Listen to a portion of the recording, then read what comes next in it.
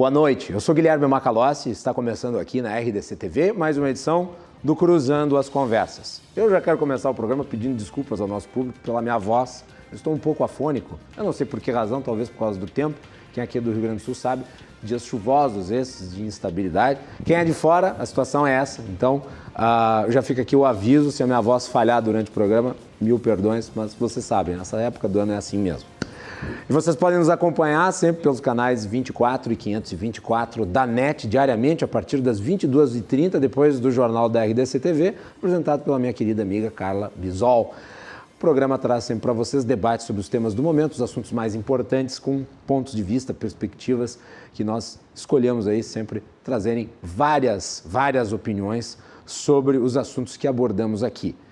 Além dos nossos convidados, você também pode participar. Participe mandando a sua mensagem, mandando a sua observação, mandando a sua pergunta. São vários os meios possíveis. Pelo Facebook, no chat, na transmissão ao vivo, você pode participar. Se você mandar a mensagem por ali, ela vai correr aqui pela tela, inclusive aparecendo a sua foto. Se você mandar a mensagem pelo WhatsApp, que está agora aparecendo na sua tela, nós vamos lê-la aqui dentro, obviamente, das possibilidades do programa. E sempre agradecer a todos aqueles que nos acompanham diariamente. Ontem o programa que teve a participação do Marcel Van Hatten e de outros debatedores teve um pico de centenas de pessoas acompanhando pelo Facebook apenas, não estou nem contando o público de casa, mas ontem nas redes sociais nós literalmente bombamos, para ficar com a linguagem da internet, e eu gostaria de agradecer a todos que nos assistiram, não apenas ontem, mas sempre. Muito obrigado. Na edição de hoje, nós temos a participação do professor e economista do Instituto Profecoach, Christian Veloso Kuhn, presidente da Associação da Classe Média, a CLAME, Fernando Bertual, auditor fiscal da Receita Federal, diretor de Relações Institucionais do Instituto Justiça Fiscal e membro do coletivo Auditores Fiscais pela Democracia, Dão Real Pereira dos Santos, e o diretor de eventos do Instituto Liberdade, Gabriel Barbosa. Nós vamos falar sobre carga tributária. Essa semana, os movimentos liberais e entidades empresariais organizam o Dia de Liberdade dos Impostos, que será na quinta-feira. Nunca é um dia fixo, porque sempre é realizado no dia em que, segundo a contabilidade dessas instituições, é o dia em que os trabalhadores param de trabalhar para pagar impostos e começam a trabalhar para pagar as suas próprias contas e despesas. Então, é basicamente na data em que isso acontece, segundo a contabilidade desses institutos. E neste ano vai ser nesta próxima quinta-feira. Então, nós vamos discutir aqui no programa a questão relativa à tributação, aos efeitos que ela tem, à devolução de serviços que seriam prestados pelo governo. Tudo isso, ou seja, nós temos aí um tema bastante importante e que diz respeito a todos vocês. O Rio Grande do Sul é um dos estados onde a carga tributária acaba afetando muito a vida das pessoas. Vamos começar aí pelo preço da gasolina, que aqui se paga uma Babilônia. Comparativo a Santa Catarina, que tem valores bem menores, altos, mas bem menores em comparativo aos nossos, já é bastante evidente. E nós podemos aqui passar a noite inteira falando sobre produtos que são muito caros e o porquê deles serem caros. Nós vamos falar sobre tudo isso com os nossos convidados na edição de hoje. Senhores, sejam todos muito bem-vindos aqui ao Cruzando as Conversas. E eu começo com o Fernando Bertual, que é o presidente da CLAME. Bem-vindo, boa noite, prazer recebê-lo. Boa noite, é um prazer estar aqui com vocês, com os colegas aqui da mesa, com nossos ouvintes. A CLAME fez o primeiro Dia da Liberdade de Impostos em 2005, uma ideia que surgiu de dois amigos, dois parceiros, e de lá para cá ela fez durante muitos anos o Dia da Liberdade de Impostos e depois foi muito bem conduzida pelo nosso parceiro, pelo IEL, enquanto a CLAME ficou um pouquinho quieta por uns anos. E agora a gente retoma esse Dia da Liberdade de Impostos em parceria com o IEL, preparando o retorno da CLAME às suas atividades.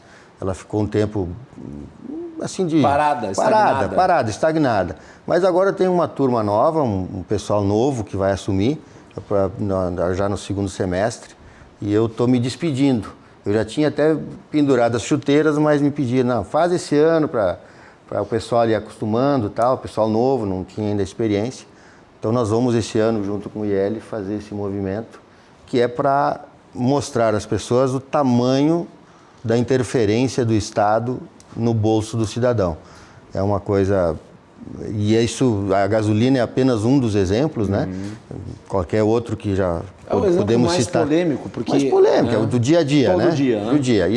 E é relativamente mais fácil da gente organizar o evento, né?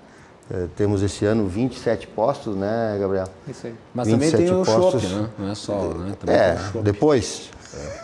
Depois do evento, Guilherme. Então, nós contamos com... São 27 postos, é uma adesão bastante importante. No início, a Clame tinha um posto, ou 2 no máximo. E isso hoje tem um trabalho bastante forte do IEL. Sulpetro tem sido um parceiro inestimável, né?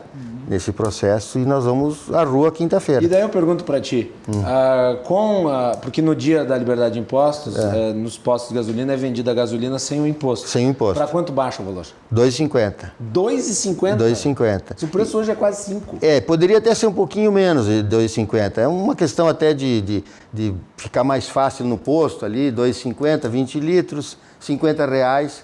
Então a pessoa fica mais fácil, mas poderia ser em torno de 2,40 hoje, mais ou menos, o valor. Muito bem. Se fosse descontados os impostos, que são 53% de tributos em cima do preço da gasolina. De tributos federais, estaduais, tudo que tu puder imaginar que tenha de tributos em cima do preço da gasolina.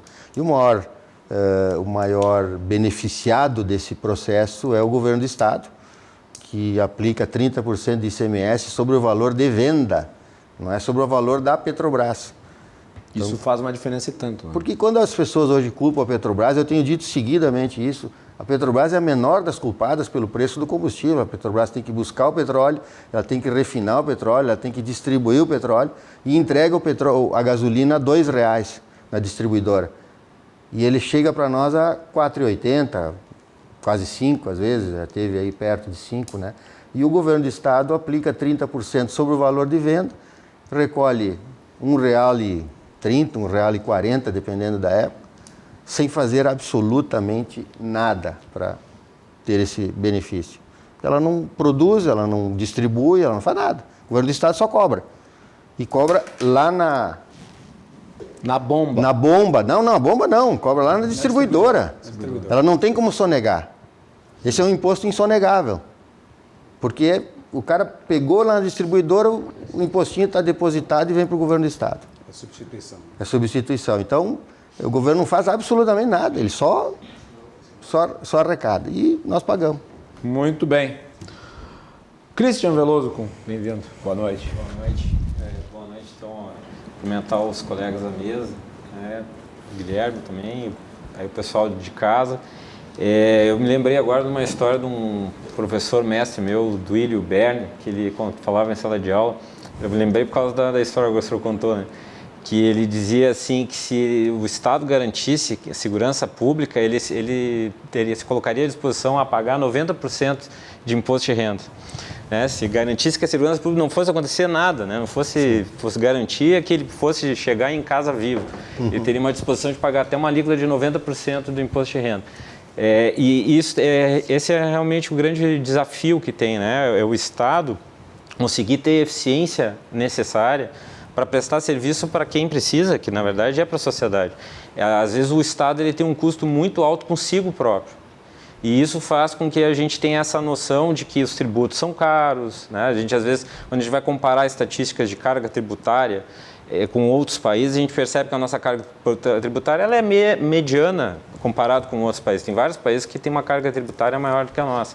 Mas a nossa percepção, muitas vezes, é que o nosso Estado ele é ineficiente, ele não presta serviço e, em parte, tem razão, porque a gente vem enfrentando recentemente uma deterioração dos serviços públicos, também em virtude de problemas fiscais, que estão acontecendo atualmente, muito em virtude, esse é um ponto que eu acho que é importante a gente falar, a gente tem tido uma recessão econômica desde 2015, que ela não foi resolvida até agora. A gente teve quedas sucessivas do PIB de 2015 a 2016, na ordem de 13,5% ao ano, 2 quedas. Então, acumulando mais de 7% do PIB, quando a gente faz acumulado. E aí o que teve de crescimento de 2017 para cá não conseguiu reverter nem a queda de 2015. Então a gente está hoje com a economia desaquecida, os estados começaram a ter problemas, os estados que não tinham problemas fiscais começaram a apresentar, e aqueles que tinham problemas graves, como é o caso do Rio de Janeiro, Rio Grande do Sul, outros estados, Minas Gerais, começou a aparecer mais do que tinha antes, por causa disso, porque começou a cair a atividade econômica e eles não conseguem, os estados têm muita dificuldade de conseguir fazer uma adequação dos seus custos face a uma queda na arrecadação que aconteceu de lá para cá. E a gente não conseguiu ter essa recuperação. Então, a visão que nós tínhamos antes de que o Estado não tinha uma boa prestação de serviço, com essa deterioração das receitas que aconteceu desde 2015 para cá, isso se agravou. Então é muito mais difícil, tanto é que acontece vários estados que não conseguem contratar policiais, professores, né, na saúde, a gente começa a perceber aqueles serviços considerados essenciais que estão deteriorados, né? Então acho que esse é um ponto que a gente tem que perceber, como é que a gente pode fazer, dado esse cenário, como fazer com que o Estado possa funcionar como ele deve, né, que é com eficiência, destinando maior parte dos seus recursos para a sociedade e menos consigo próprio. Esse é um grande desafio. A sociedade brasileira, me parece, tem um problema. Ela quer sempre serviços públicos novos, mas não gosta de pagar impostos. Quando você demanda serviços públicos, você tem que tirar o sustento desses serviços públicos. O financiamento desse serviço tem que sair de algum lugar. É que não tem omelete sem quebrar ovo, né? Quer dizer, então, assim, se eu quero um serviço público, eu preciso ter mas tu nota que é contraditório? o ovo, quebrar o ovo. Mas quebrar o ovo acaba sendo da onde é que vai vir? Vai ser a gente vai começar a cobrar, por exemplo, o hospital público, agora vai começar a cobrar, nós vamos começar a cobrar policial. Se não fizer isso, vai ter que ser do tributo, entende? De algum lugar tem que vir. Como não é um serviço privado, é um serviço público, e vários outros serviços públicos, eles acabam tendo necessidade de ter uma arrecadação.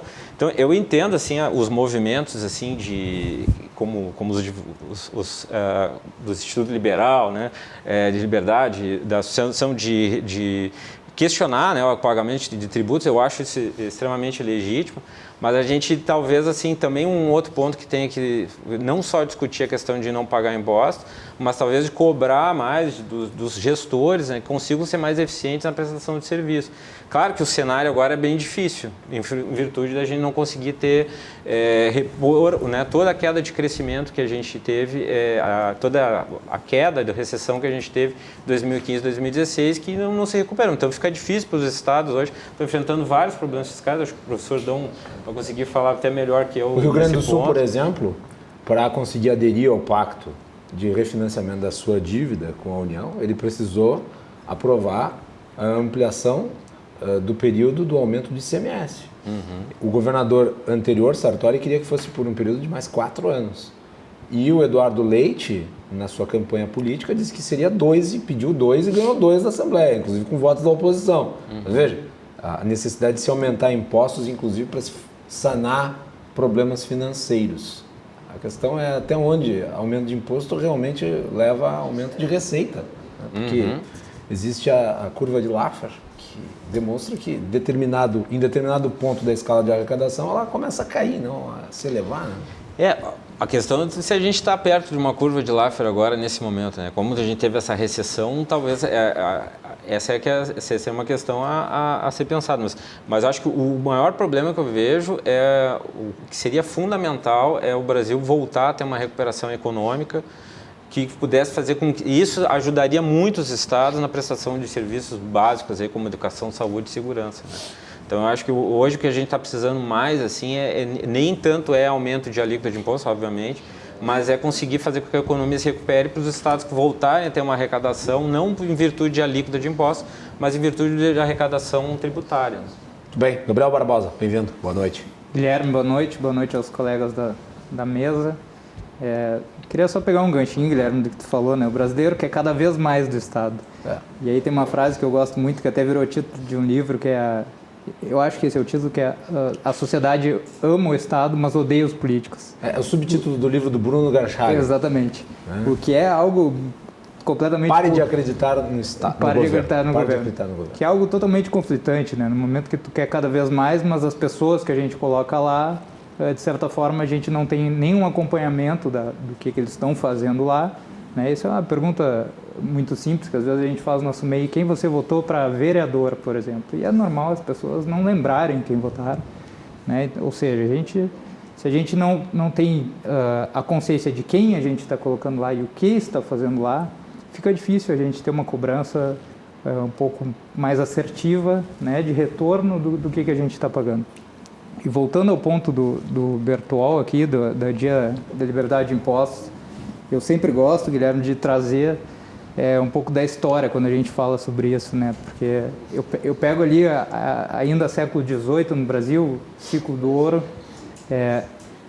quando teve a revolta de Vila Rica, né, em que a coroa portuguesa basicamente dá duas determinações, né? Uma, proibia a circulação de ouro em espécie, né? Só poderia ser em barras fundidas pelas casas de fundição, e aí veio a regra que era de cada 5 barras, uma ficava com a coroa portuguesa, né? Então isso acabou sendo o quinto, foi a revolução que precedeu a Inconfidência Mineira, mais adiante, né? E aí a gente... Alguns dirão assim: nossa, imagina se o Tiradentes fosse vivo hoje. Exatamente. E nós estamos falando de 20%. 20% de impostos, que gerou uma revolta da população brasileira. Passado 300 anos... Nos Estados Unidos também teve os revolucionários do chá, né? Perfeito. Depois foi criado o movimento Tea Party. Tea Party. Né? Tea Party, que tem até hoje. Inspirado nisso, né? Muito bem. Só pegando mais um gancho. Perfeito.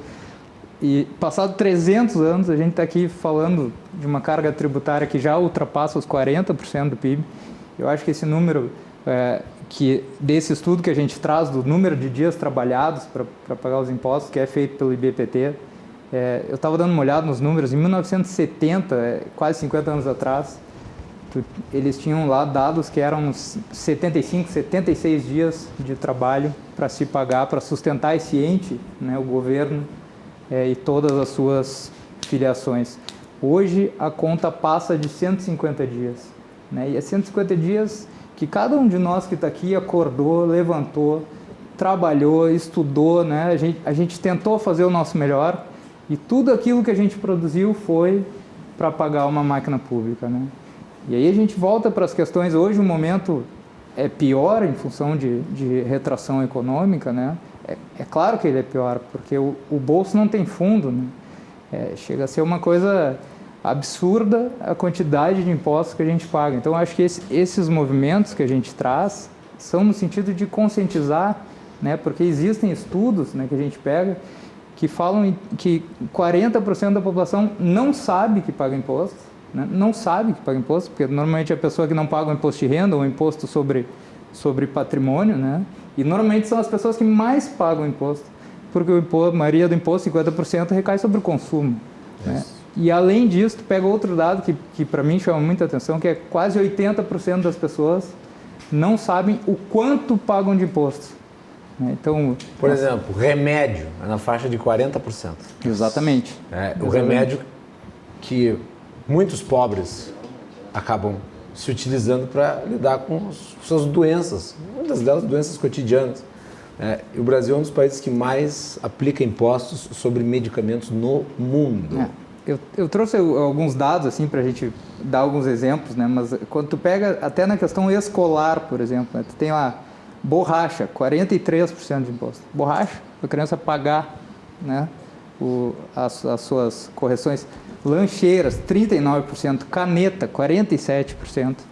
Esses dias até a gente divulgou no site, no Facebook da Aclame, uma bicicleta clandestina. Não sei se vocês viram isso. Não. Mas o cara fez uma bicicleta que tu conseguia desmembrar ela e fazer uma mesinha e uma cadeira, uma bancada, né? Porque se tu monta ela como uma bicicleta no Brasil é mais de 70% de impostos.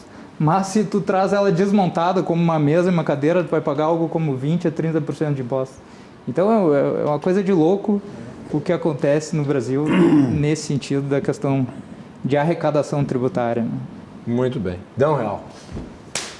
Boa noite, bem-vindo. Boa noite, Guilherme. Boa noite, colegas de mesa. Em primeiro lugar, eu gostaria de agradecer o convite para estar aqui, né? E parabenizar o programa aí pela temática, né? Pelo tema, a oportunidade do tema. Não há dúvida que a carga tributária sobre o preço dos produtos é alta, isso aí a gente não diverge, né? E realmente a carga tributária sobre o consumo é muito alta. O que eu acho assim um pouco perigoso é a gente utilizar esse fato, que é um fato que demonstra uma injustiça do sistema. O sistema tributário brasileiro ele é muito pesado sobre o consumo, muito leve sobre patrimônio e renda, e utilizar justamente uma parte que é injusta do sistema para tentar convencer as pessoas de que o todo da carga é alto, né? Porque, na verdade, tem uma parcela da carga tributária que não é tão alta assim. Mas eu queria só trazer aqui uma questão, assim, eu acho que a campanha do Dia da Liberdade de Impostos é uma campanha que pode cumprir um papel extremamente importante. A questão da transparência é uma questão muito importante, né, para as pessoas perceberem. Mas tem uma questão assim que me incomoda um pouco, que é o que efetivamente nós somos como sociedade, né? O que o Brasil é? O Brasil é, como sociedade, o que a Constituição Federal em 88 criou. Nós fomos constituídos como sendo um estado de bem-estar. E todo o estado de bem-estar, que foi, na época, os nossos constituintes resolveram criar no Brasil, que foi um grande pacto social, né? Ele está praticamente inspirado nos estados de bem-estar social que foram constituídos em 1940, na década de 40 na Europa. Nós saímos 40 anos atrás, 40 anos na frente, ou atrasados, né? 40 anos atrasados. Então, nós começamos a constituir o nosso estado de bem-estar em 88. Dizia o Milor Fernandes que quando uma ideologia ficava bem velhinha, ela vinha se aposentar no Brasil. Aí que ela se aposentava, vinha descansar, né? Vinha descansar. Pois é, aí então, 40 anos depois dos estados europeus, das sociais-democracias na Europa, terem constituído seus estados de bem-estar, nós iniciamos o nosso processo. E o estado de bem-estar, diferentemente do outro estado, que seria o estado mais residual, um estado mínimo, enfim, ele é um estado caro. Ele é um estado caro, ele é um estado que exige recursos, né? Ele, de um lado, ele concede uma quantidade muito grande de direitos, né? E coloca uma quantidade grande de direitos, e de outro, ele tem uma carga grande de deveres a ser cumprido, que são os principais deles, é o pagamento de tributos. Logo, um estado de bem-estar social não é compatível com cargas tributárias mínimas. Estado de bem-estar social é compatível com cargas altas. Os países que serviram de inspiração aos nossos constituintes, estão todos eles acima de 40% de carga tributária. França, Áustria, Finlândia, Suécia, todos eles estão acima de 40%. E nesse aspecto, eu acho que quando a gente critica apenas a carga tributária, sem levar em conta o que a carga tributária paga efetivamente, e aí não dá a analogia que o Gabriel faz com o quinto, né? Com 20%, a minha ela não é uma boa analogia, porque o quinto ia para Portugal, o quinto não ficava aqui. Mas eu estaria bem feliz de pagar só o quinto. Só o quinto, é. Sim, mas é que se fosse um quinto, o 33%, né, de carga tributária, que é esse a carga do Brasil, 33%, todos os anos está fechando em 33%. Os 33% em tese ficam no Brasil, ou seja, a maior parte, ou quase tudo fica no Brasil. Alguns diriam que fica no bolso de alguns. Alguma parte fica, não dá para negar isso, alguma parte fica, mas a maior parte vai ficar nas escolas, vai ficar na saúde, vai ficar na segurança pública, vai ficar. Não é o sistema público de serviços mais adequado, ou não está adequado à nossa expectativa de serviço público, bom, paciência, aí nós temos um problema. A questão é, o valor que se é arrecadado de tributos fica aqui. E esse valor, que é mais de um quinto, que é mais de 20%, que é 33%, esse valor é que se é transformado em 88% de vagas nas escolas públicas para as crianças. Ou seja, 88% das crianças brasileiras estão em escola pública. 70% das pessoas dependem do SUS. Não tem saúde privada. Quer dizer, esse valor que nós pagamos durante os 4 meses do ano, ou 5 meses, se for 33, é abril. Se for 40, como a campanha diz, seria maio, né? Mas se for 33, maio, seria quase abril. Junho, no caso. Seria final de abril, se fosse 33. Como tem fechado em 33, eu preferia que fosse em abril, né? Até abril a gente paga praticamente toda essa estrutura complexa de Estado que nós temos à nossa volta. A gente sai aqui, tem calçamento público, tem saneamento básico. Ou não tem, né? Ou não tem. Saiu uma pesquisa mostrando que 70% da população não tem esgoto tratado. Isso. Mas garanto que se a gente sofrer um acidente aqui na saída, quem vai nos atender é o serviço público, a gente vai para o pronto-socorro, a gente vai, né, é uma ambulância pública que vai nos levar. Eu vou lhe dar um exemplo contrário. Esses dias o nosso cinegrafista, o Paulão, escorregou aqui, machucou o braço e nós buscamos uma ambulância e ele teve que ser levado num carro particular porque não havia ambulância. E foi para onde? Agora eu não sei para onde é que ele foi, mas foi para algum lugar. O HPS, provavelmente. Mas não havia ambulância. Bom, mas de qualquer forma, o valor que a gente consegue arrecadar com essa elevada carga tributária, né, vamos imaginar, elevada carga, 33%, é $3 mil por cidadão, por ano. É $3 mil que a gente transforma em tudo isso. Tudo isso é pouco para o que nós queremos? É óbvio que é pouco. Todos nós queremos mais serviço público, queremos aquela segurança, né, de pagar mais impostos. O problema é que nós temos $3 mil para transformar em tudo em serviço público. E os países que têm a mesma carga tributária que nós, tipo o Reino Unido, têm $13 mil. Ou seja, porque eles têm uma população muito menor para investir o dinheiro público. Nós temos 200 milhões de habitantes. Então, independentemente de eu gostar ou não do Estado que nós temos, eu posso preferir monarquia, mas a Constituição diz que nós somos uma república. Eu posso preferir parlamentarismo, mas a Constituição diz que nós somos presidencialistas. Então, independente de eu preferir um Estado mínimo, o fato é que a Constituição diz que nós somos um Estado de bem-estar. E o Estado de bem-estar precisa de tributos. Mas tu entende, Dão, que antes do programa entrar no ar, nós estamos falando aqui dos perigos do idealismo. Sim. Não acredita que o legislador lá, constituinte, quando criou esse Estado de bem-estar social, ele estava completamente desvinculado da realidade de que ele estava produzindo um monstro devorador de recursos que hoje se demonstra absolutamente insustentável? Será? Veja, nós temos 31 anos de Constituição. Nesses 31 anos de Constituição, pode-se dizer que muitas coisas, assim, do ponto de vista de serviços públicos na área social, evoluíram bastante, né? Nós saímos de uma educação pública residual, e passamos para uma educação pública universal. Praticamente universal. A qualidade não é aquela que a gente queria? Tem péssimos indicadores, né? Perfeito. Mas a gente praticamente poderia atender 100% das crianças na educação pública. Poderia. A questão tem muita gente que prefere, ou alguns preferem, a escola privada e tem condições de colocar na escola privada. Mas teria espaço. A saúde pública é 70%. Pode-se dizer que universalizou-se o analfabetismo funcional.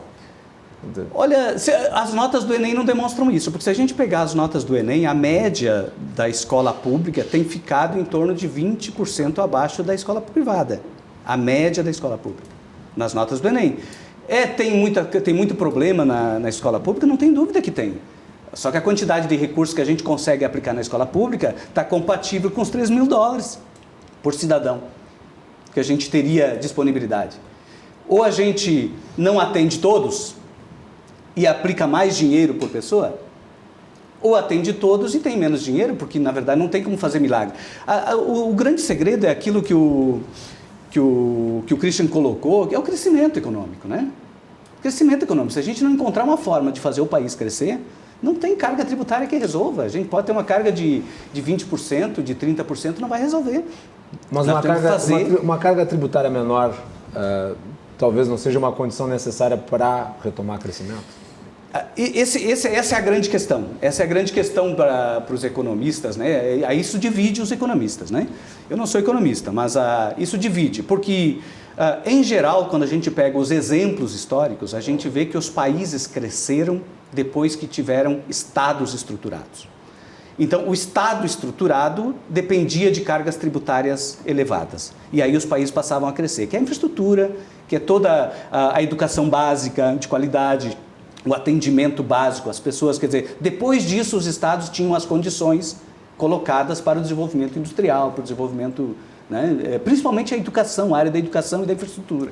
Então, isso aconteceu praticamente em quase todos os países. Dificilmente um país reduziu carga para crescer. Não tem exemplos na história, exceto exceções, de países que reduziram sua carga para poder crescer. Donald Trump acabou de fazer isso nos Estados Unidos. Mas os Estados Unidos já é desenvolvido. Os Estados Unidos já está no outro estágio. Eu vou só o Reagan fez isso e não deu certo. É importante para a gente não ficar com um número, porque eu acho que a gente não pode pegar um número nominal, como tu trouxe, de arrecadação per capita, porque o PIB per capita também é completamente diferente. Então, essa relação ela tem que acabar indo para a questão percentual, porque senão a gente fica com uma realidade O problema é... muito diferente do que a gente está pensando. E eu acho que a discussão que tu tá trazendo aqui para a gente e ela é válida, né? Eu acho que é a questão de qual o tamanho do Estado, né? Claro.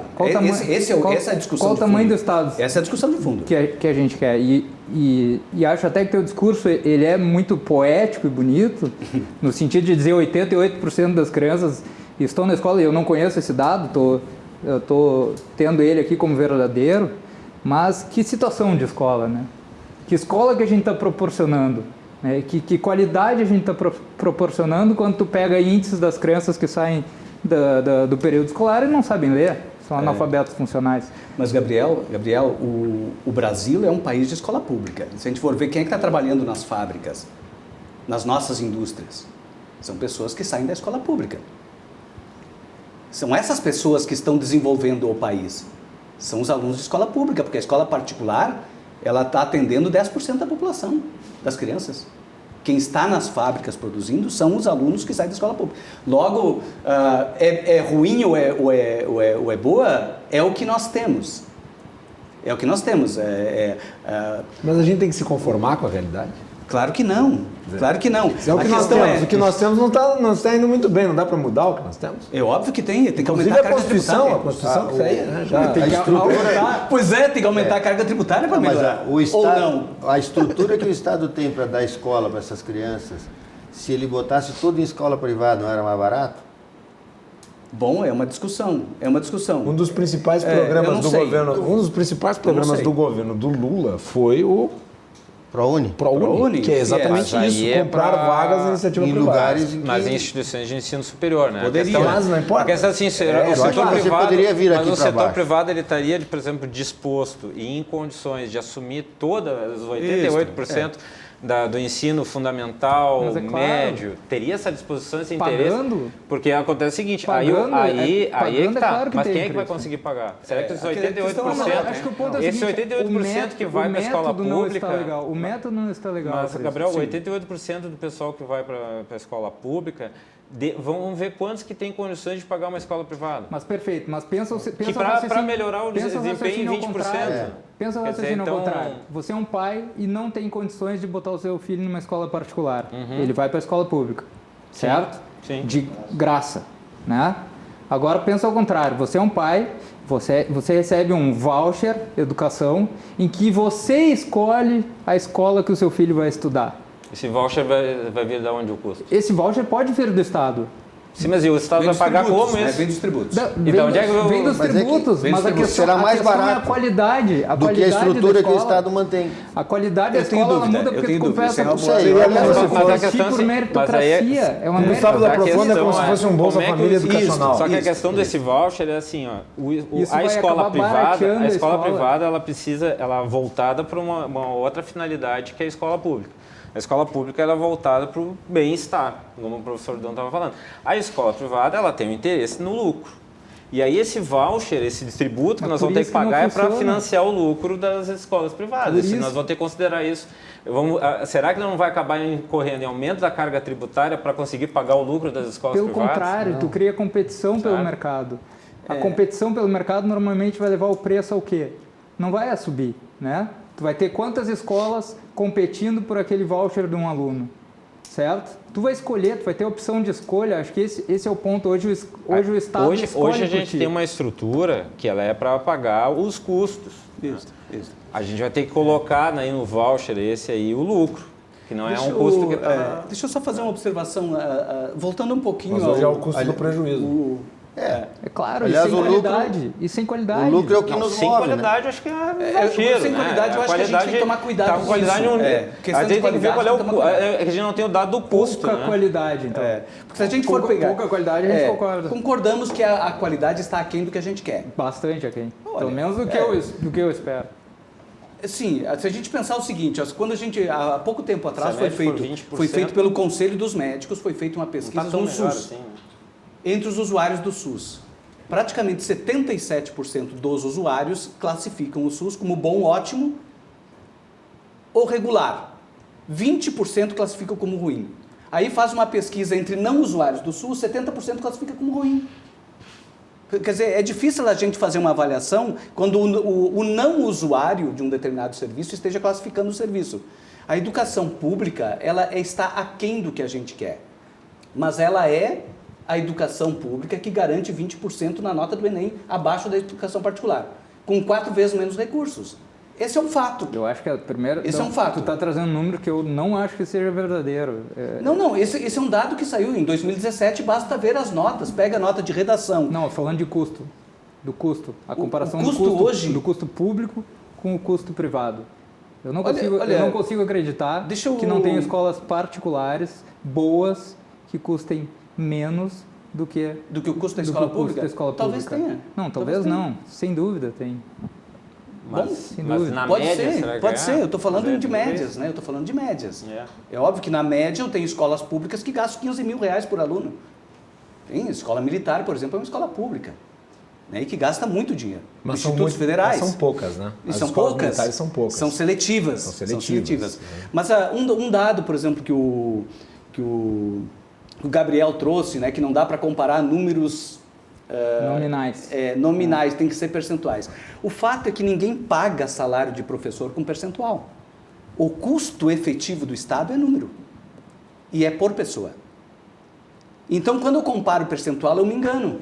Eu acho que com uma carga tributária de 34% no Brasil, eu tenho que ter o mesmo serviço público do Reino Unido, que tem 34%, ou Portugal, que tem 34%. Mas, na verdade, eu não posso ter o mesmo serviço, porque eles têm uma população muito menor. Eles têm uma carga alta, que nem a nossa, uma população muito menor e um PIB igual. É óbvio que eles vão ter muito mais dinheiro para investir. Mais renda. Então, tu financia uma carga tributária proporcional em termos comparativos de percentual ao do mundo desenvolvido, mas você não tem uma população de mundo desenvolvido. Você tem uma população... E nem renda de mundo desenvolvido. Mas é isso que a Constituição... Mas é que a Constituição de 88 tentou mudar, né? É justamente por isso que não dá para comparar. Mas esse é o problema. Você não altera a realidade no papel. Não adianta você botar lá, porque é assim que vai ser, assim que vai ser, assim que é. Não é. Não, mas é uma política. A Constituição é uma política, né? A Constituição foi, na verdade, foi um conjunto assim de vários partidos, né? De vários políticos que se juntaram e fizeram, na realidade, uma tentativa de uma adequação. A Constituição de 88, ela não surgiu, né? De uma mesa. Ela não surgiu. Não foi uma pessoa. Ela demorou mais de 5 anos para ser feita. Claro, a Constituição foi 2 anos ali, elegeu e foi 2 anos. Mas antes desses 2 anos, desde que terminou a ditadura, começaram a fazer a Constituição. E por isso a gente não pode dizer que ela não funciona. Mas é óbvio que a gente pode mudar a Constituição. Coloca como direito dos indivíduos. Não, é óbvio que a gente pode, e a sociedade pode a qualquer momento mudar a Constituição. Podemos mudar. A questão é que eu tenho que mudar a Constituição pela forma correta. Não. Se eu quero um Estado mínimo, eu não estou questionando. Se eu quero um Estado mínimo, eu tenho que submeter ao Congresso Nacional uma nova Constituinte para mudar o Estado. O que eu não posso é inviabilizar o Estado que está na Constituição. Mas daí não dá. Não tem como tu propor uma nova Constituinte nos termos da atual Constituição. Ela é expressamente contrária a isso. O debate sobre uma nova Constituinte, nos termos da Constituição, é inviável. Não existe previsão legal na Constituição para uma nova Constituinte. É que a Constituição ela pode ser feita a qualquer momento, é a sociedade que decide. É a sociedade que decide. Qual sociedade? O Brasil tem decide. Vários pontos de vista na sociedade. Não, a única coisa que eu tô querendo colocar é que, enquanto eu estou sob uma Constituição, ou eu mudo ela. Não, mas existem ferramentas legais para mudar. Existem ferramentas legais. Não, mas uma das ferramentas legais de mudar a Constituição está sendo usada. Sim, a emenda constitucional. A emenda constitucional 95 que congelou os gastos. O que ela fez? Ela está fazendo voltar ao que era em 1990. Ou seja, de 1990 para cá, os gastos primários cresceram de 12% do PIB para 20% do PIB. Por que eles cresceram? Porque a Constituição mandava. A Constituição determinava que os gastos com saúde, com educação tinham que crescer. Se os gastos estavam crescendo, a carga tributária tem que crescer também. Né? O custo tem que crescer. Então, a Constituição determinou isso. Quando chega em 2016, se congela os gastos. Quando se congela os gastos, a expectativa que se tem é que em 2036, daqui a 20 anos, nós voltaremos a 12% do PIB. Ou seja, voltaremos a 88%.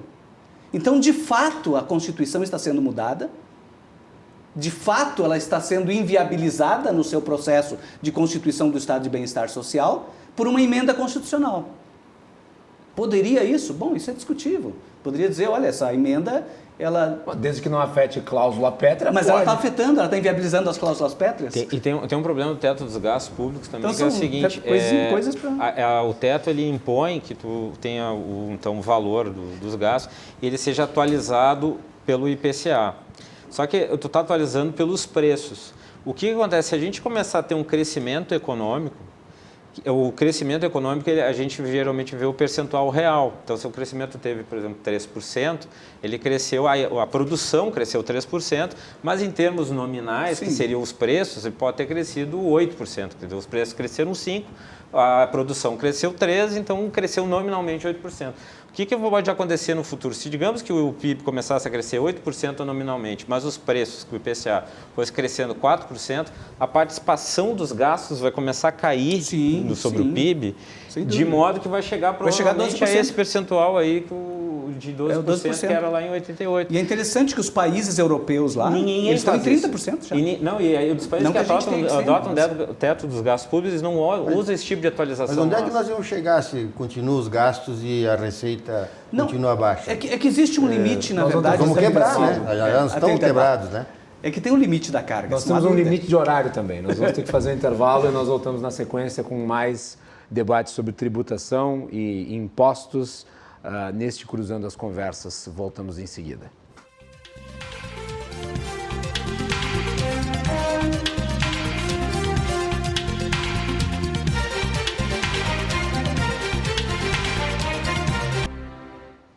De volta na RDC TV com o Cruzando as Conversas, hoje debatendo sobre tributação, dia de liberdade de impostos, carga tributária. Nós temos a presença do professor economista do Instituto Profecoach, Christian Veloso Kuhn, do presidente da Associação da Classe Média Aclame, Fernando Bertual, do auditor fiscal da Receita Federal, diretor de Relações Institucionais do Instituto Justiça Fiscal e membro do coletivo Auditores Fiscais pela Democracia, Adão Real Pereira dos Santos, e o diretor de eventos do Instituto Liberdade, Gabriel Barbosa. Comentários aqui que chegam, vamos ler um. Amigos, parabéns pelo programa. A dissertação que assisto sobre o tema é surpreendente. Fico intrigado em saber sobre o que estão lendo. Que livro está na sua cabeceira? O que nos recomendam para aparar o desconhecimento?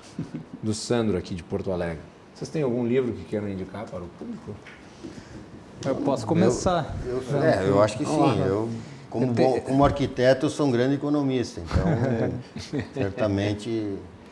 Eu tenho alguns livros que eu gosto muito, mas vou indicar um que eu gosto muito, que é A Revolta de Atlas. Acho que é um livro... Revolta? De Atlas. De Atlas. Que chegou no Brasil... Não assistam um filme que é muito ruim. O filme é muito ruim, não vale a pena assistir. É Mas chegou no Brasil pelo Instituto Liberdade, e a primeira tradução vinha como Quem é John Galt.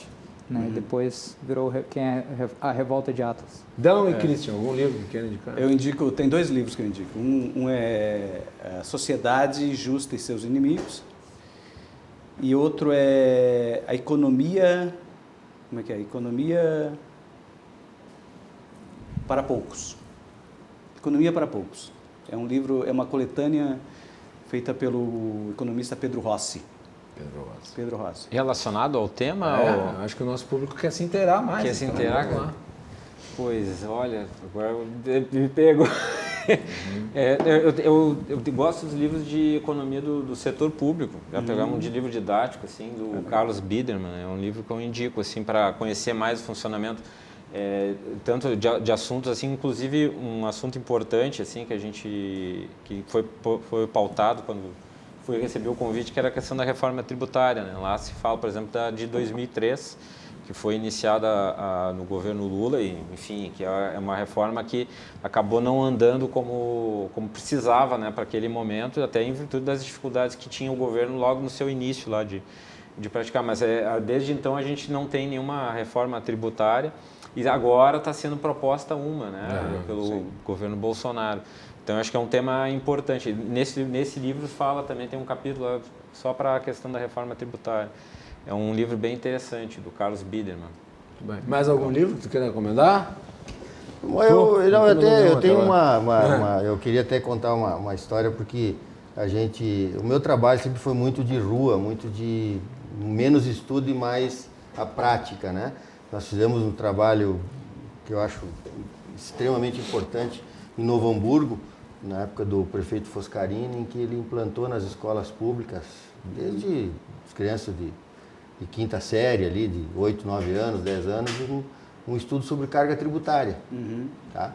E foi surpreendente o que essas crianças evoluíram, assim, porque elas que se interessaram, elas calcularam inclusive o imposto que tinha na merenda delas na hora da merenda, elas botavam nas salas, você tem tanto, tinha a carga tributária.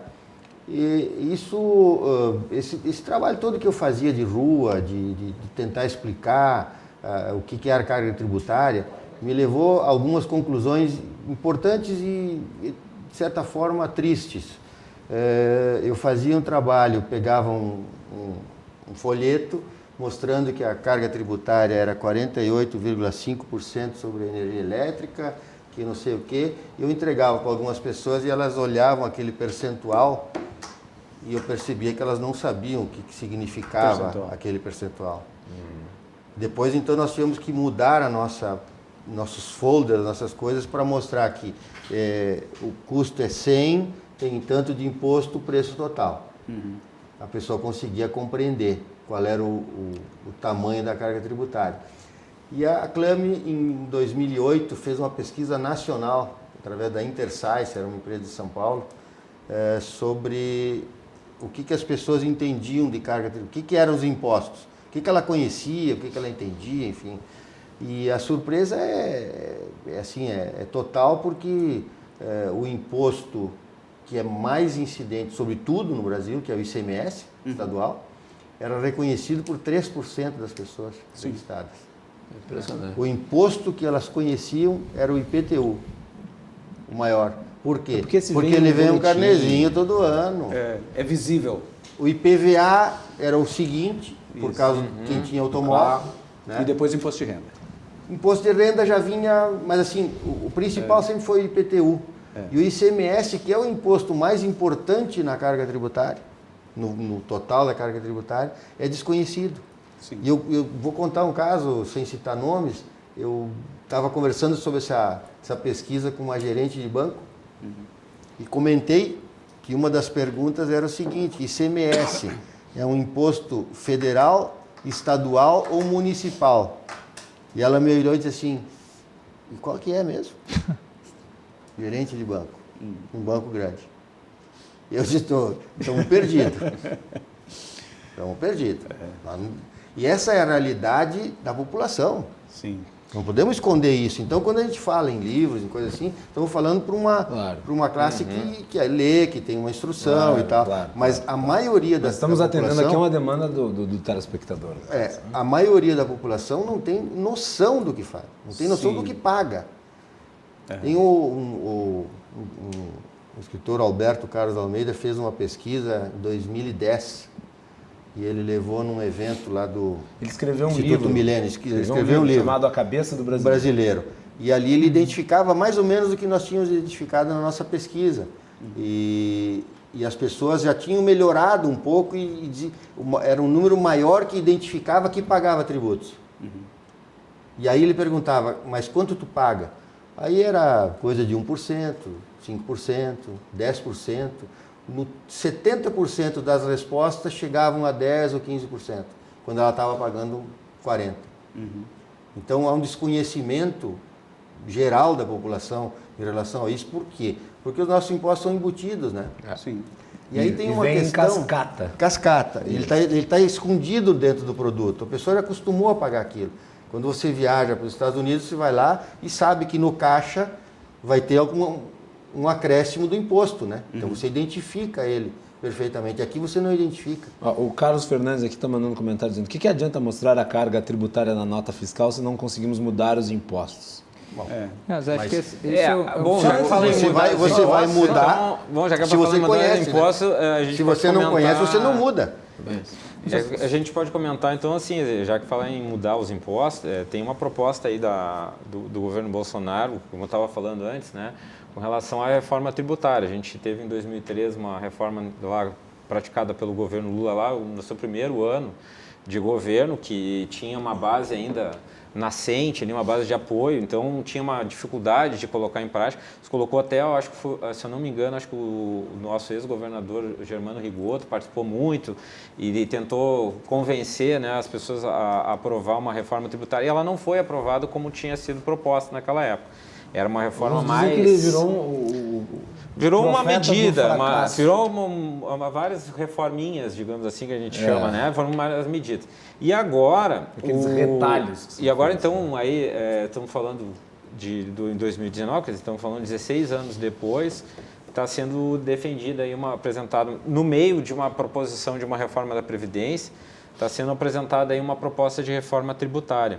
E aí, então, tem algumas vantagens que eu vejo nessa reforma.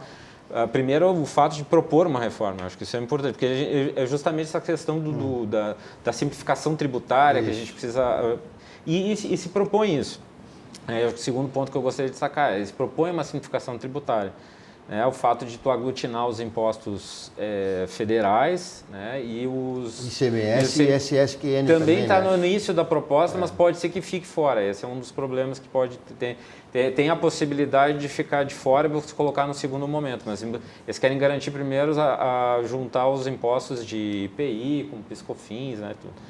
E tem algo interessante, que talvez aí justamente para os impostos de ICMS e ISS serem colocados juntos, é que tem uma proposição, esse é o terceiro ponto que eu queria destacar, que é uma carência que se daria aos governadores e prefeitos de manter a arrecadação durante 20 anos, né, manter eles um nível de arrecadação, e depois 30 anos para poderem se ajustar a essas medidas. Então é um período bastante longo que reduziria bastante a dificuldade de governadores e municípios de querer barrar a reforma. Esses são os pontos que eu acho que são interessantes. Quais são os problemas? O problema é que eu volto a falar um ponto que o professor Adão falou aqui. A gente tem a nossa base tributária, ela é muito em cima de consumo. E aí tudo que está sendo proposto basicamente é sobre os bens e serviços, sobre o consumo. Então ela não avança para outras bases de incidência tributária que são importantes, né? Então não se discute, por exemplo, renda, patrimônio, lucros, dividendos, nada disso está sendo colocado em discussão, tá? O que acontece? A gente tem algumas particularidades. Já iria contra a ideia do governo de não aumentar impostos ou criar tributos, né? Mas aí é que está. Mas é que tu poderia reduzir, né? Poderia reduzir e compensar por essas outras bases de incidência. O que acontece com o nosso sistema? A gente tem 16,8% do PIB, dados da Anfip, tá? 16,8% do PIB do Brasil é imposto sobre consumo. A média da OCDE é 10,9%. Então nós temos uma base de consumo muito mais forte do que os outros países. Quando a gente pega o percentual sobre a carga tributária, consumo é praticamente metade. Metade da carga tributária é sobre consumo. Então, eu entendo perfeitamente a motivação dos senhores com relação a reduzir. Especialmente quem tem menos. Os mais pobres. Né? E olha só, e justamente o ICMS, que é um dos impostos que não é enxergado pela população, 50% da carga tributária é imposto sobre consumo. A média do CDE é 32%. Então, o que está acontecendo? Acontece que no Brasil, 1,8% da carga é sobre transações financeiras e 4,4% sobre propriedade. A média dos outros países é muito mais alta com relação a lucros, dividendos, renda. O que eu entendo? Que tinha que se pensar em colocar em pauta, já que você está falando em reforma, faz uma reforma mais ampla, uma base de incidência e se coloca em pauta para ser discutido. Não estou dizendo que tenha que ser colocado imposto isso. Né? Já estamos falando de impostos, né? Impor o imposto. Mas poderia ser colocado em discussão para, olha, de repente a gente pode caminhar para, se coloca em lucro e dividendo, reduz renda, o imposto de renda sobre lucro das empresas, quer dizer, vai colocando, transformando a base numa mais justa, como uma mudança é em outros estrutural, países. né? Uma mudança estrutural. Eu acho que isso que tinha que ser caminhado. Eu acho que apoio teria condições. A questão a questão é justamente o que eu ia falar. A questão é quem é que está lá legislando em causa própria e que talvez não tivesse interesse nisso, porque você já estaria afetando os seus interesses. Esse que seria o grande problema. Não digo do governo, digo da Congresso. Até aproveitando eu acho que a campanha Dia da Liberdade de Impostos é uma campanha que tem assim, um relevo enorme no país, né? E eu acho que poderia, de repente, através da campanha Dia da Liberdade de Impostos, propor a alteração estrutural do sistema tributário. O problema central do sistema tributário, até podemos pensar numa redução de carga Tem outros aspectos, com né? o sistema tributário progressivo. A carga tributária brasileira... O sistema regressivo, ele não pode ser baixo. E ele acaba sendo mais regressivo por causa dos carga tributária imposto sobre brasileira tem consumo. mais um problema. Ela é cara de ser paga. Isso, que é o custo Ela do é compliance. cara de ser paga. Paga. Você tem um Trabalhosa. enorme Por isso que tem que custo simplificar. contábil Isso, por para isso. conseguir viabilizar o pagamento da carga tributária. Então, além de ela ser alta, ela é cara. Ninguém sabe como pagar todos os impostos. Essa é a grande Ninguém questão. sabe. Estava ouvindo hoje o pessoal do Fórum do Varejo, né? Está lá na Fiel. Isso. E ele A realmente RDC, está inclusive, está colocando fazendo que a cobertura do muitas vezes o lojista, o comércio tem mais gente atrás do balcão lá para calcular e para tentar ficar dentro do legal do que gente atendendo, porque Sim. é muito complexo. É muito complexo e não tem como atender, né?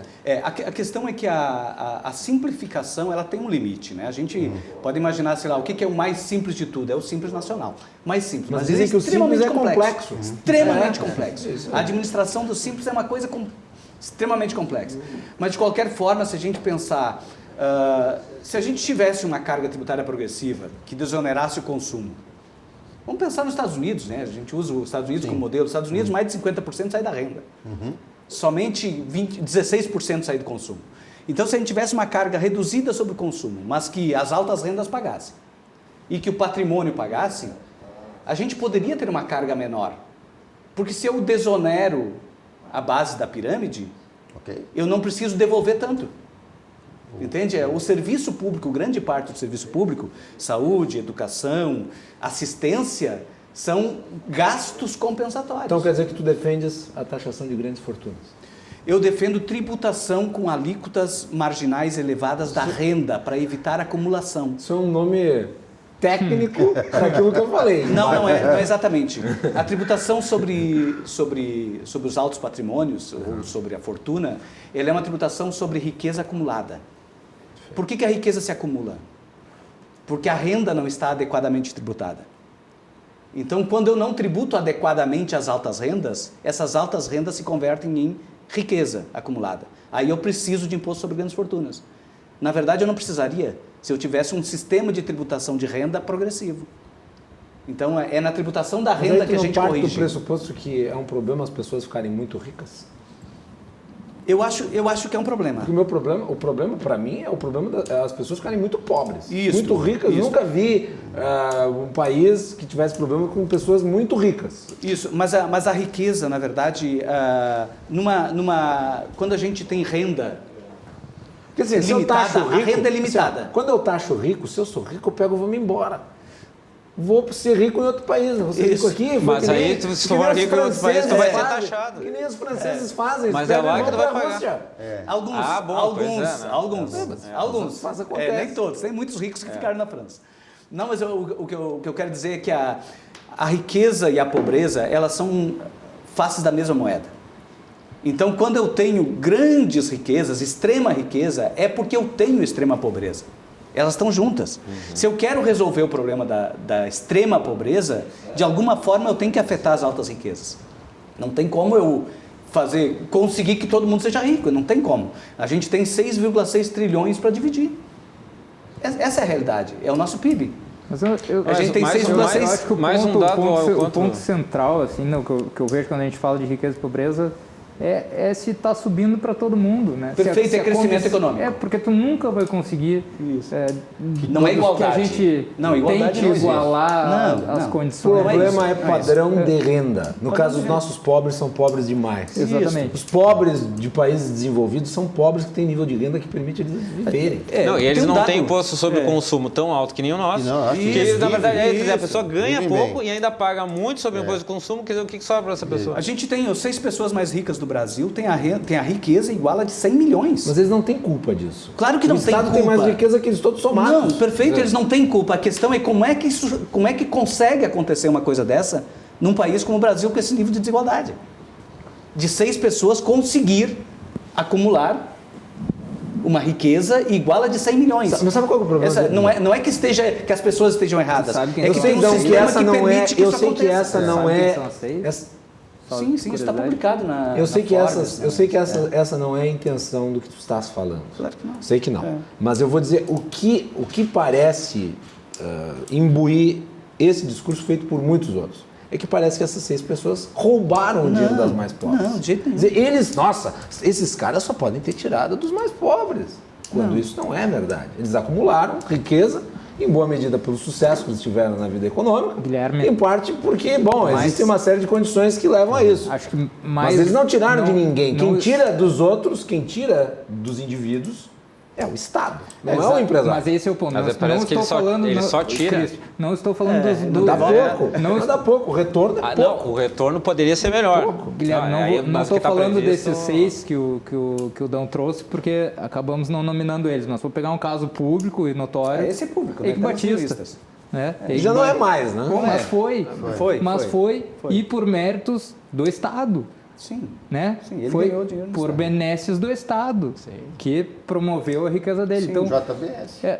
quando Na eu pego a realidade, maioria ele deles, utilizou, quando eu pego os ele maiores- tatuou em causa relação própria, maior, o Estado não tinha culpa, Quando eu né? pego os Segundo ele maiores que usou o Estado. casos participa. de riqueza, o Estado participa, beneficiando este ou aquele setor.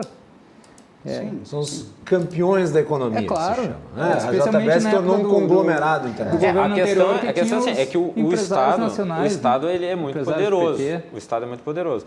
A questão é, nesse caso, será que ele foi usado como ele deveria, como está lá proposto na Constituição Federal, no Estado do Bem-Estar Social? Não é um exemplo, né? O problema é esse. O problema é que a gente coloca lá algumas pessoas que legislam em causa própria, usurpam do Estado, eu sei que a gente e vai a gente voltar começa a pra falar questão- mal do a gente vai Estado como voltar se pra fosse o questão, Estado. Na Christian, verdade, o problema é as pessoas que estão lá. da Constituição, né, que a gente falou bastante, e do bem-estar social, que várias vezes está se repetindo na mesa, mas quando eu fico pensando na questão do bem-estar social, e aí voltando para a campanha que a gente está fazendo, né, que o pessoal vai conseguir abastecer a gasolina praticamente com 50% de desconto, certo? Então, naquele dia, o cara vai abastecer, vai gastar R$50 para uma gasolina que ele gastaria 100. Esses outros R$50 ficam para ele, pelo mesmo produto. Eu estou dando a opção do indivíduo escolher o que fazer com aquele recurso e não mais para um ser todo-poderoso que decide o que vai fazer com o meu dinheiro, decide aonde vai aplicar, decide o que eu tenho que fazer. Isso eu acho que esse mindset é que está na hora de transformar, sabe? Para que a gente não fique só em Isso tem que assumir as atividades do Estado. Só em retalho. Não é. Vamos não é- assumir a atividade dos Estados, então. Não, Não, não a é esse proposta meu ponto. radicalista, Não, mas não vai é ter esse, que ser. Não é esse meu ponto, porque eu não Mas se sou eu não fizer isso, minimalista não tem, a este ponto. Mas se eu não Eu fizer sou- isso, não tem como viabilizar. O que eu quero te dizer é o seguinte, acho que a carga é tanta e o poder do Estado de decisão sobre a nossa vida é tão grande que a gente passou a quase que toler um pouco a liberdade individual de escolha do indivíduo, inclusive de errar, inclusive de fazer escolhas erradas, né? Esse é o liberalismo mais tradicional, né? E que diga de passagem, para ficar claro, eu não sou defensor do Estado mínimo, Sim, mas eu acho que esse tipo de discussão é válido para a gente não ficar só, daqui a pouco, em retalhos. Claro, Por exemplo, claro. vamos fazer a reforma tributária, mas que reforma é essa? Quanto que vai reduzir? Quanto que vai melhorar para a sociedade, né? sim. Que são coisas a avaliar, que eu sei que o Christian domina o assunto, né? Eu penso que essa questão, por exemplo, da liberdade, que seria tu achar, por exemplo, vamos imaginar no estado no Brasil, né? A carga tributária de quem ganha R$1.000 seria em torno de R$300, R$400. Né? No máximo Sim. 400. R$1.000, R$400 de carga tributária. Se tu deixasse na mão da pessoa esses 400, ela consegue converter isso em tudo que o Estado dá ou não? Essa é uma pergunta. É uma pergunta, né? Então, quer dizer, quando tu contabiliza... Agora, eu acho que a pessoa sabe o que fazer melhor com o dinheiro dela do que o Estado. Tá Olha- aí a Previdência quebrada por uma invenção do Estado em fornecer, após a aposentadoria da pessoa, fornecer renda vitalícia para ela. Mas esse, que não esse funciona. é o, sim, mas Que esse, não esse funciona. é o pacto mais... É o pacto de civilização, né? Onde tu combina com a sociedade que depois de uma certa idade tu pode viver sem trabalhar.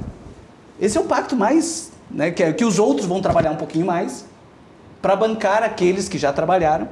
Né? É o pacto de solidariedade, é o pacto social. Então, se tu consegue construir isso, e vários países conseguem. Mas é um pacto imposto, Dão. Não, É um pacto imposto. ele foi de alguma forma combinado, porque ele foi construído dentro de um ambiente político. Eu tenho certeza que nós aqui na mesa, os que ainda têm os pais vivos, vão cuidar dos seus pais, independente da situação.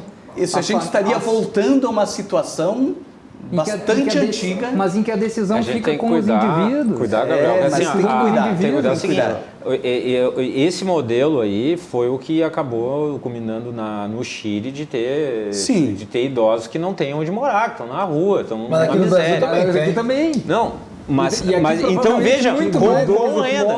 Imagina o que vai acontecer se tu tirar a aposentadoria, vai aumentar. Se a gente vê, por exemplo, o que aconteceu de 88 para cá, o que a gente, na verdade, construiu em termos de previdência foi que 60% dos recursos dos benefícios previdenciários não são contributivos. Eles são assistenciais. Então, a gente tem a aposentadoria rural, que é assistencial, e tem a aposentadoria do idoso sem renda e do incapacitado sem renda, que são aposentadorias. São 60% do volume daqueles que ganham até 2 salários mínimos. Mas isso é, na verdade, uma aposentadoria assistencial. Por conta disto, por conta desse programa, é que o nível de pobreza entre idosos é menor do que entre adultos no Brasil. Nós temos a pobreza, a medida de pobreza de idosos, ela está bem abaixo do que é da faixa de 50, 60 anos. O nível de pobreza. A gente praticamente tirou das ruas o idoso. A gente tirou da rua. A gente tem gente pedindo esmola na rua, mas a maioria é gurizada. O idoso não está lá. Quando a gente corta fora isso, porque é assistencial, não é contributivo, o cara não vai passar a vida toda contribuindo porque ele não tem, né? Ele não tem emprego, não tem... Se a gente cortar isso, a gente vai ver de novo nas sinaleiras os velhos pedindo esmola, os velhos... que a gente não tem mais isso tão frequente. A gente tinha isso no passado. Eu acho que essa discussão, por exemplo, a discussão passa por aquilo que tu falou. Qual é o Estado que a gente quer? Qual é o Estado? Que tipo de interferência o Estado vai ter na vida das pessoas? Vamos lá, mas a reforma da Previdência que está sendo proposta, ela não revoga o caráter assistencialista mantém do modelo. Não, inclusive, até a reforma... Em que sentido? Não, mas até a reforma... Só a implementação da capitalização. Se ela não entrar, mantém-se o modelo. Não, mas pode participar, fica à vontade. Não, a própria reforma tributária também vai influenciar, porque um dos pontos que eu não falei é a questão do PIS/COFINS, tira o financiamento da Seguridade Social. Então, pode influenciar, inclusive, no sistema que a gente conhece hoje, que a Seguridade Social, ela acaba financiando os resultados da Previdência. Pouco que eu entendi da reforma tributária, ela elimina PIS, COFINS e tal, mas a arrecadação é a mesma. Ela só substitui por imposto pelo IBS. Diminui o trabalho de... Mas desvincula a Seguridade Social.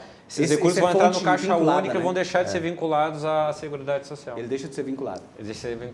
Mas fazer intervalo. Ele vai continuar. Depois tu continuas aí com os questionamentos. Beleza? Voltamos em seguida aqui no Cruzando as Conversas.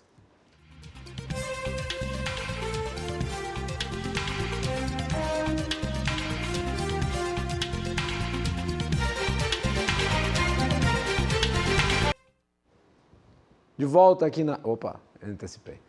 De volta aqui na RDC TV com o Cruzando as Conversas, trazendo para vocês as análises e os debates sobre os temas do momento. Hoje estamos falando sobre tributação, dia de liberdade de impostos e esses assuntos aí que, obviamente, influem no nosso dia a dia. E estamos aqui com a participação do Christian Veloso Kuhn, do Fernando Bertual, do Dão Real Pereira dos Santos e do Gabriel Barbosa. Bem, volto aqui com o nosso querido Fernando. Bom, que estava falando ao fim do bloco quando foi interrompido pelo intervalo. Vamos lá. Eu até passei. São tantos assuntos que a gente conversa. Pode começar aqui. Do zero qualquer outro tempo relativo ao assunto do dia. Se vira no no bloco anterior se falou sobre a questão do lucro e das coisas. E eu sou arquiteto, eu trabalho diretamente com as prefeituras, enfim. E a gente se depara muitas vezes com profissionais da prefeitura que questionam o lucro de quem empreende, achando ruim. Numa cidade, e eu vou fazer uma comparação, numa cidade como Porto Alegre, que é absolutamente contrária ao empreendedorismo. Porto Alegre há muitos anos. As empresas fogem daqui e as poucas que ficam são teimosas, porque você tem processos em que você leva 2, 3, 4, 5 anos para aprovar um projeto, para construir uma edificação em Porto Alegre, por os mais variados motivos.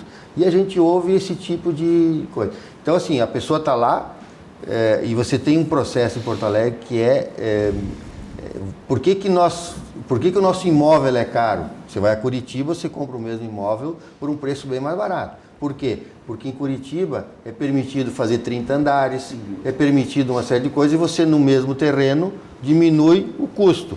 Aqui você não consegue. Então o custo do nosso imóvel é muito maior. Então esse mesmo sistema que faz com que o empreendedor não consiga diminuir o seu preço é questionado por aqueles que fazem com que isso aconteça. E tem aquela velha frase, porque né? quando Que prejuízo não paga imposto. Então, assim, só que a pessoa não entende o seguinte, o empreendedor não é só o lucro que ele tem, ele tem o emprego, ele tem o imposto que ele paga, ele tem os bens que ele consome para fazer as obras. Então, a cadeia de construção é uma cadeia virtuosa. Não é só porque ele está, o dono da empresa ganhou mais dinheiro, mas ele trabalhou, ele se arriscou, ele empreendeu. E se você não sabe o que é empreender, vir para a rua para empreender, você não pode criticar. Venha para a rua, venha aqui para fora. E aí vem uma questão assim, a prefeitura aumentou o IPTU. Quem vai pagar este IPTU residencial, cada um particularmente, e o imposto que aumentou absurdamente para o comércio, para o lojista, quem vai pagar esse imposto? Já temos lojas fechadas aos montes, né? Provavelmente teremos mais se a economia não der uma equilibrada. Mas quem vai pagar o IPTU do lojista? É o mais pobre de novo. O consumidor. É o consumidor. O lojista vai repassar esse custo para alguém. Sim. E esse alguém é o consumidor. E normalmente um consumidor de menos renda que vai de novo ser prejudicado. Então o aumento de tributos, de novo, eu assim, não sou economista, tá? Mas 2 mais 2, né? Assim, se aumentou para o cara, ele vai repassar para alguém. E esse alguém é o consumidor de novo. E é isso que a gente questiona. A prefeitura deu um tiro no pé. Deu um tiro no pé fazendo esse aumento de tributos para o ano que vem. E para mais 4 anos, né? Não é só o ano que vem, é 30, depois mais 30 e depois 20, parcelado. 20, uma coisa assim. É parcelado, não é? Vamos lá. A questão do IPTU, na verdade, houve uma correção da tabela, né? Mas a pessoa vai pagar mais, né? Algumas pessoas pagam mais e outras menos. Não, mais de 50% das pessoas estão pagando a mais. Mais de 50% das pessoas estão pagando a mais. Tá. E volto para o ponto do Bertol, quando tu passa isso para a questão comercial, vai para o preço do produto. Sem dúvida, sem dúvida. Ou seja, foi mais uma vez repartido em toda a sociedade. A questão é que o ideal era que o IPTU fosse mais alto e o imposto e o ICMS mais baixo. Né? O ideal é que os dois fossem mais baixos. Olha, não, é que o ideal é que o ideal gosta de pagar imposto. Não, na verdade não é gostar de pagar imposto. Ninguém precisa gostar. Eu não gosto. Ninguém precisa gostar. A questão é ver sentido. Eu acho que a gente defende modelos diferentes. Claro, para ti todos os impostos têm que ser menores. Para mim o imposto tem que ser o necessário, né? O imposto tem que ser o necessário para o modelo de Estado que eu quero. Eu defendo o Estado que está na Constituição, não nego isso, eu defendo o Estado de bem-estar. Né? Eu acho que é um modelo adequado para nós. Eu acho que o papel do Estado é fundamental. Eu não acho que o Estado atrapalha, eu acho que o Estado ajuda. Se a gente pegar, por exemplo, a desigualdade de renda que tem no Brasil e a desigualdade de renda que tem na Europa, é quase a mesma. É quase a mesma. Lá a desigualdade de renda de mercado coloca as pessoas num nível de desigualdade. Tem um índice que se chama, que calcula a desigualdade, que é o índice de Gini, que vai de 0 a 1. Né? Na Europa fica 0,58, no Brasil fica 0,63. Está muito próximo. Renda de mercado. Renda de mercado quer dizer sem o Estado. É aquilo que a gente, no dia a dia, com salários, qual é que é o nível de desigualdade que a gente tem? Quando entra o Estado, na Europa, quando entra o Estado, sai de 0,58 e passa para 0,30 ou 0,28. Ou seja, ele reduz tudo isso. o nível de desigualdade. Quanto O Estado menor, melhor o reduz indicador. arrecadando tributos de forma justa e gastando de forma justa. No Brasil, a gente reduz de 0,63 para 0,50 e 0,52 por aí. A gente reduz muito pouco. A gente não consegue reduzir a desigualdade como eles reduzem, porque a gente está tudo mal calibrado. O nosso sistema tributário não é que ele cobra demais, ele é mal calibrado. A gente tem um sistema tributário profundamente injusto. Não injusto por ser alto, é injusto por ser Concordamos. mal calibrado. E por isso que eu acho que esse acordo que fizemos aqui, né, que o pessoal do Instituto Liberdade e também da Aclame, vamos fazer uma campanha por uma reforma tributária justa, solidária, né? Baixar a carga tributária. Baixar a carga para todos. Sobre o consumo e elevar a carga sobre renda e patrimônio. Então, deixa eu só dar um número aqui que eu recebi, só um número para correção, porque eu duvidei.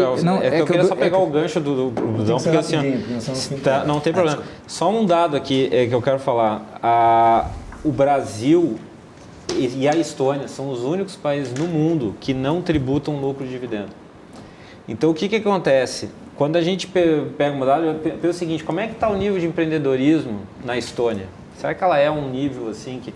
Porque ele lá, a pessoa que, como não tem tributação de lucro, ele tem liberdade para pegar o lucro, né? Esse recurso todo do lucro e fazer o que bem entender, porque ele não é tributado. Tem a liberdade de usar esse recurso. E eu pergunto, o que será que o empresário lá que não paga o tributo sobre lucro e dividendo na Estônia e aqui no Brasil, o que eles estão fazendo com esse recurso? É que eles estão aplicando bem esses recursos? Será que tem essa liberdade? É uma questão que eu acho importante, porque o que a gente tem que começar a pensar? Será que tem sentido a gente não tributar lucro e dividendo no Brasil, além do Brasil, a Estônia? É o nosso modelo que a gente quer? Eu acho que isso então é por isso que a gente precisa pensar em termos da tributação, né? Rapidinho. Desculpa. Só pode concluir rapidinho, em 2 segundos. Não, eu acho que por isso que a gente tem que pensar na justiça tributária. Tem uma distribuição mais da base de incidência. Rapidinho, é o final, bem rápido. Finalíssimo. Uma historinha rápida. Já estouramos, mas pode falar. Tá. Fala. Queria fechar com uma frase que eu gosto muito, que na Alemanha Oriental, pouco antes da queda do Muro de Berlim, os alemães se revoltam e vão à rua numa manifestação pacífica, porque não podia ser diferente, né? Mais de 70 mil alemães se reúnem, a Alemanha Oriental, e saem à rua com um grito dizendo: nós somos o povo. Né? E eu gosto muito de dizer isso, porque nós somos o povo. Né? Não é o Estado que tem que definir tudo o que tem que ser feito pelo indivíduo. Né? Então, essa decisão tem que estar mais próxima da gente e não lá em Brasília, como acontece com a maioria do que é arrecadado. Muito bem. Muito obrigado aos 4 debatedores por terem vindo aqui ao programa. Foi um prazer recebê-los. O Dia de Liberdade de Impostos é quinta-feira, né? Quinta-feira, 7 horas da manhã, distribuição de senhas nos postos e depois o abastecimento. Muito bem. Aí por R$ 2,50? R$ 2,50 por litro. Então tá aí, campanha liderada pela Aclame e pelo Instituto Liberdade. Agradecemos a todos pela audiência e voltamos amanhã para falar sobre o mínimo regional que foi aprovado hoje na Assembleia Legislativa. Fiquem conosco também amanhã e com a programação da RDC TV. Boa noite e até mais.